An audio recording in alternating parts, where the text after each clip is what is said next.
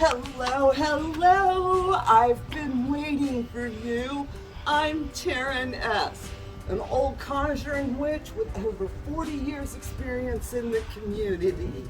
And I'm brewing some magic today. You want to brew some with me? Come on in!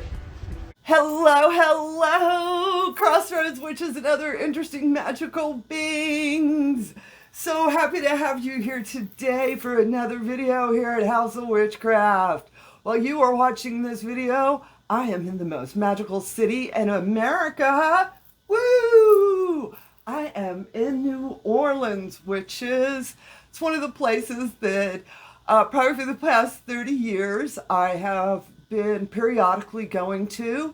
These past couple of years, I've been taking a group of witches to come and experience all of the magic that is in New Orleans. And that's what I want to talk a little bit about, because I know that there are the contemporary pagans, and which for some reason that I don't understand, feel that going to a little town up in Massachusetts where in 1692 some Puritan people decided to wrongfully accuse some other Puritan people of witchcraft.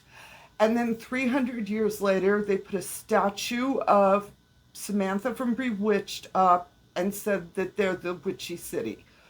And there's a lot of different stores, tourist things to help you spend your money, and you can buy a $300 wand there. And I'm like, hey, if that's your kick and you think that's your magic, go for it. Let's talk about the magic of America and what really happened, all right? And of course, I'm going to talk about New Orleans, all right? You know, was that, I'm going to get some dates right. Like I said, 1692 was the Salem Witch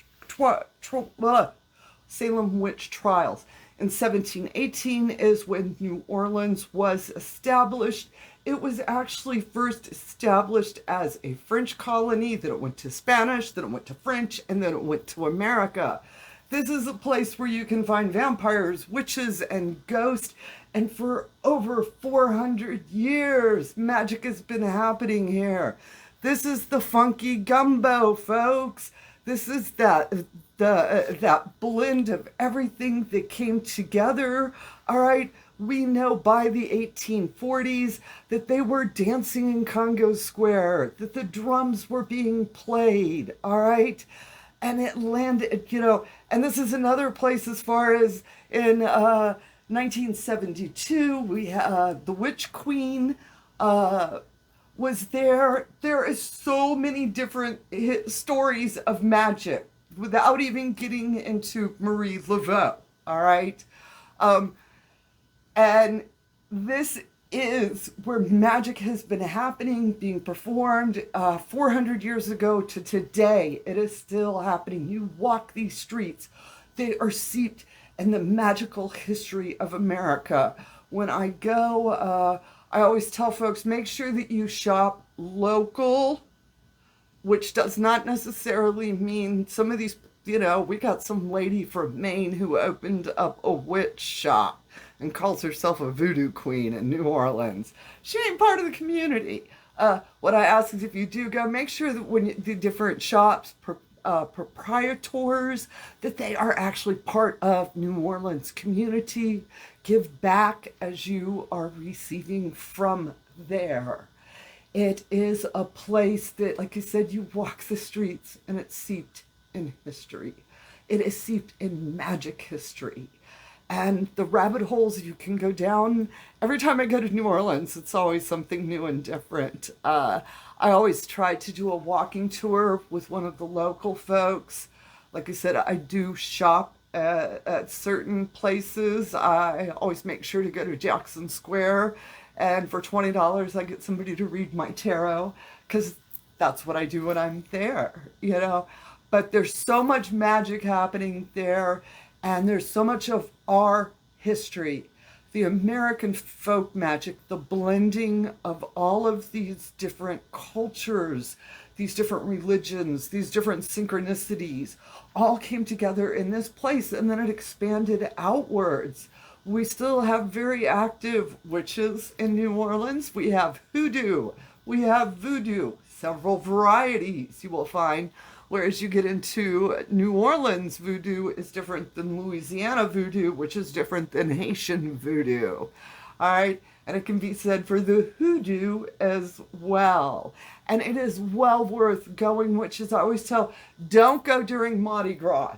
Don't do it. Don't do it. Go during the off season. I like to go in July and August. I know it's a little hot, but at the same time, the rates are low, the crowds are down, and I'm a witch. So I typically don't come out until after the sun comes down, so I'm fine. You learn to move in the heat. I'm a southerner, so it don't bother me too bad. But I want y'all to think about it when we talk about these magical places in America to be aware of. Unfortunately, we have tourist traps, just like everyone else, all right?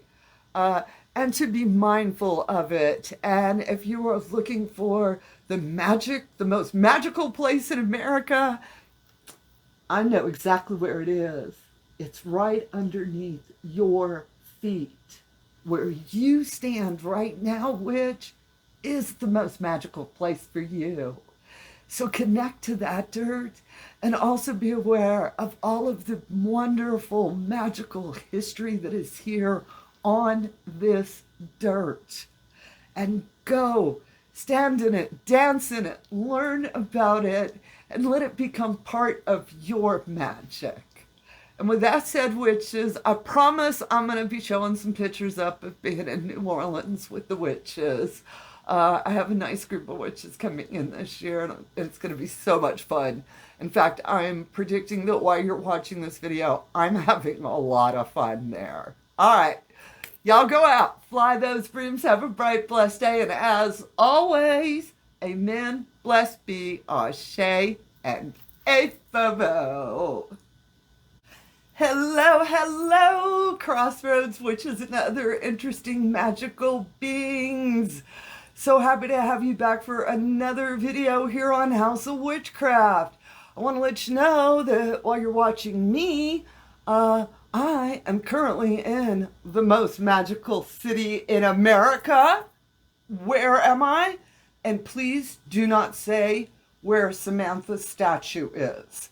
All right, that is not...